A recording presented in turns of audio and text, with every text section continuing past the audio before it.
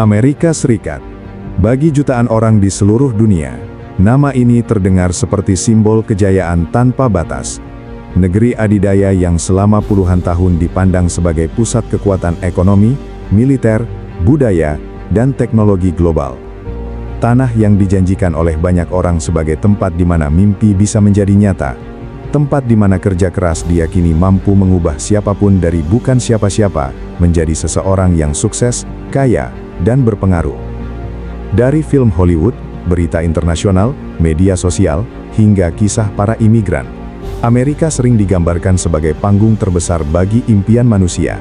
Sebuah negara dengan gedung pencakar langit, jalanan modern, universitas elit, perusahaan teknologi raksasa, serta gaya hidup yang tampak begitu maju dibanding banyak tempat lain di dunia.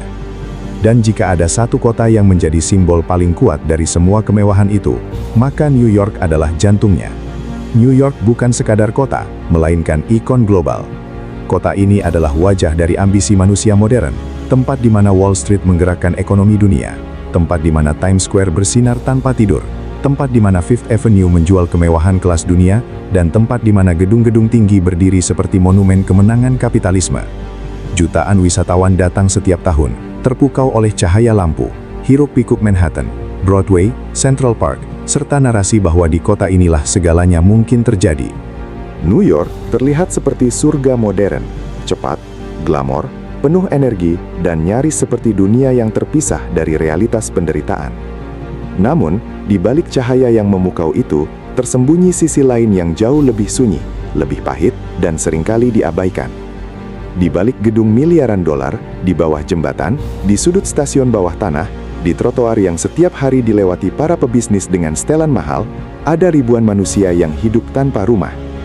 Mereka tidur di bangku taman, di shelter darurat, di lorong subway, atau bahkan di jalanan terbuka saat musim dingin menggigit tubuh mereka. Inilah ironi paling menyakitkan dari salah satu negara terkaya di dunia, bahwa di negeri dengan kekayaan luar biasa, jutaan orang justru berjuang hanya untuk memiliki tempat tidur yang aman.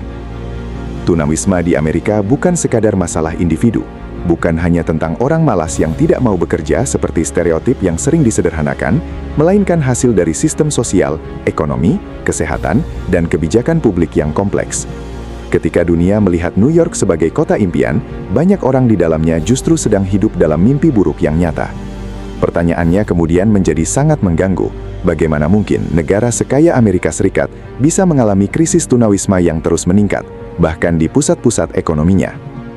Bagaimana mungkin di dekat apartemen mewah bernilai jutaan dolar, ada manusia yang tidur beralaskan kardus? Bagaimana mungkin kota yang menjadi simbol kemajuan justru memperlihatkan jurang ketimpangan yang begitu brutal?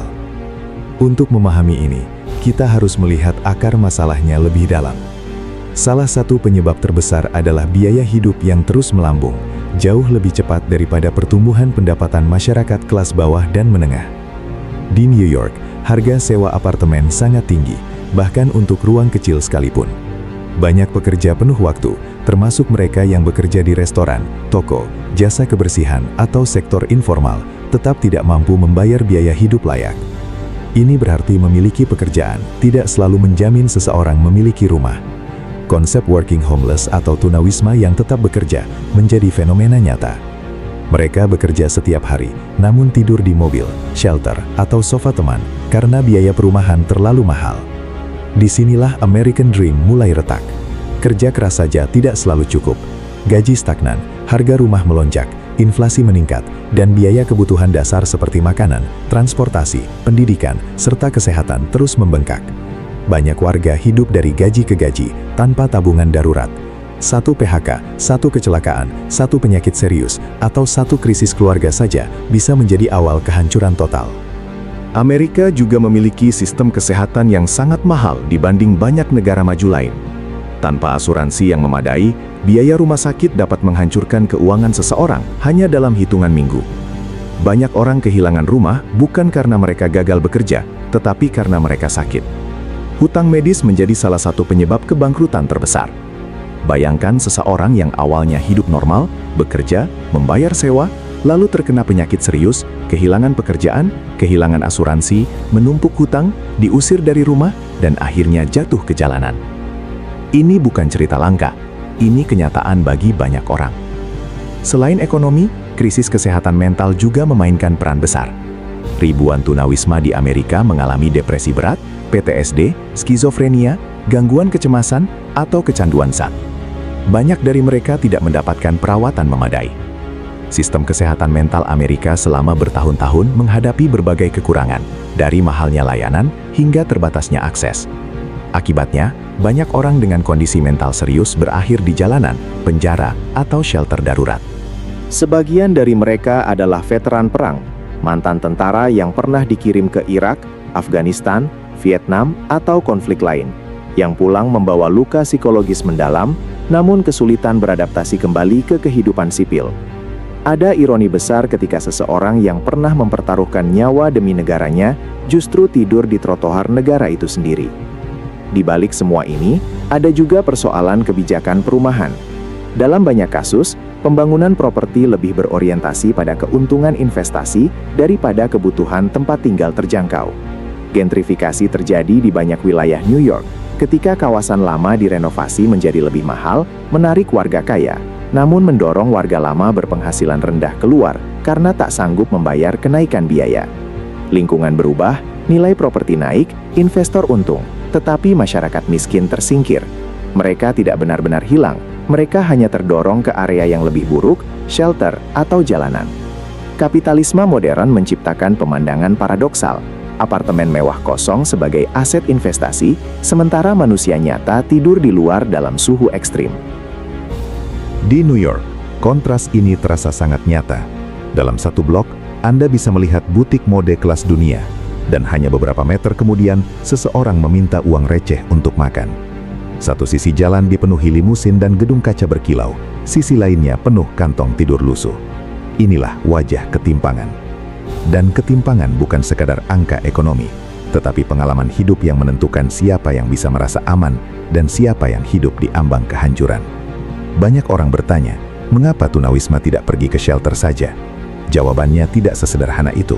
Shelter sering penuh, memiliki aturan ketat, terkadang tidak aman, kadang memisahkan anggota keluarga, atau sulit diakses bagi mereka dengan gangguan mental dan trauma. Sebagian perempuan merasa shelter tertentu beresiko. Sebagian orang dengan masalah psikologis berat merasa jalanan justru lebih dapat diprediksi daripada sistem penampungan yang tidak stabil. Ini bukan pilihan ideal, melainkan pilihan bertahan hidup. Pandemi COVID-19 memperparah semuanya. Jutaan orang kehilangan pekerjaan, terutama di sektor layanan, restoran, dan pekerjaan bergaji rendah. Sementara, harga properti di banyak tempat tetap tinggi.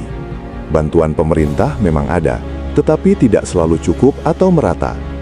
Ketika moratorium penggusuran berakhir, lebih banyak orang beresiko kehilangan tempat tinggal. Pandemi bukan menciptakan masalah baru, tetapi memperbesar luka lama yang sudah ada. Krisis tunawisma Amerika juga memperlihatkan bagaimana masyarakat sering lebih fokus pada membersihkan kota daripada menyelesaikan akar persoalan. Tenda dibongkar, kamp dipindahkan, polisi diterjunkan, namun masalah dasarnya tetap ada. Kurangnya rumah terjangkau, layanan kesehatan mental, dukungan kecanduan, dan jaring pengaman sosial. Tunawisma sering diperlakukan sebagai gangguan visual terhadap citra kota, bukan sebagai tragedi kemanusiaan. Padahal, keberadaan mereka adalah gejala dari sistem yang gagal melindungi kelompok paling rentan. Media global sering menyorot New York dari sudut terbaiknya, lampu Times Square, pesta mode, bisnis besar, film, dan kemewahan. Namun kamera jarang berhenti lama pada anak-anak yang tidur di shelter, keluarga yang kehilangan apartemen, atau lansia yang hidup di bangku taman. Sisi kelam ini tidak sepopuler narasi sukses, padahal sama nyatanya. Amerika tetap negara dengan inovasi besar, universitas hebat, kebebasan tertentu, dan peluang bagi banyak orang. Tetapi memahami sisi gelapnya penting, agar kita tidak terjebak pada ilusi bahwa kemewahan visual selalu berarti kesejahteraan merata. Sebuah negara bisa sangat kaya, namun tetap memiliki warga yang terpinggirkan dalam jumlah besar. New York mengajarkan dunia bahwa cahaya paling terang pun bisa menciptakan bayangan paling gelap. Bahwa di bawah simbol kemajuan, ada manusia-manusia yang tidak ikut menikmati kemenangan itu. Dan mungkin pertanyaan terbesar bukanlah apakah Amerika hebat atau tidak, melainkan, untuk siapa sebenarnya sistem itu paling bekerja? Apakah kemajuan hanya milik mereka yang mampu membeli akses, atau benar-benar bisa melindungi semua? Karena ukuran sejati sebuah peradaban bukan hanya pada tinggi gedungnya, besar ekonominya, atau kuat militernya, tetapi pada bagaimana ia memperlakukan mereka yang paling rentan. Jika di pusat kapitalisme dunia masih banyak manusia tidur di jalanan, maka ada sesuatu yang perlu dipertanyakan secara mendalam. Sisi kelam Amerika bukan sekedar tentang tunawisma, melainkan tentang ketimpangan, biaya hidup, kesehatan mental, kebijakan ekonomi, dan pertanyaan moral tentang keadilan sosial. Jadi, ketika dunia memandang New York dan melihat gemerlap, penting untuk juga melihat trotoarnya. Ketika orang bermimpi tentang Amerika, penting juga memahami harga sosial yang kadang tersembunyi di balik mimpi itu. Karena tidak semua yang berkilau adalah kesejahteraan, dan tidak semua cahaya mampu menerangi mereka yang tertinggal di bawahnya. Di balik gedung-gedung tinggi, papan iklan raksasa, dan miliaran dolar yang berputar setiap hari, ada cerita tentang manusia yang berjuang untuk sekedar bertahan hidup. Dan cerita itulah yang seringkali paling penting untuk benar-benar kita pahami. Dan pada akhirnya, di balik gemerlap lampu New York, megahnya gedung pencakar langit, serta kerasnya irama kehidupan Amerika Serikat, kita belajar satu hal yang sangat penting, bahwa kemajuan sebuah negara bukan hanya tentang seberapa kaya ekonominya, seberapa tinggi bangunannya, atau seberapa besar pengaruhnya di dunia, tetapi tentang bagaimana negara itu memperlakukan mereka yang paling lemah, paling rentan, dan paling mudah dilupakan. Karena di balik cahaya paling terang, selalu ada bayangan yang jarang diperlihatkan. Di balik impian besar, kadang tersembunyi perjuangan yang begitu pahit. Semoga kisah ini membuka mata kita, bahwa tidak semua yang terlihat mewah berarti tanpa masalah. Dan tidak semua yang tampak sempurna benar-benar adil bagi semua. Tetaplah melihat dunia dengan pikiran terbuka, dengan hati yang peka, karena memahami realita adalah langkah pertama untuk melihat kebenaran yang sesungguhnya. Saya Kaki Kubak, pamit undur diri. Terima kasih sudah menyimak sampai akhir. Jangan lupa dukung channel ini dengan like, komen, share, dan subscribe, agar kita bisa terus mengungkap sisi lain dunia yang jarang dibahas, namun penting untuk diketahui. Sampai jumpa di kisah berikutnya, hanya di Kaki Kubak.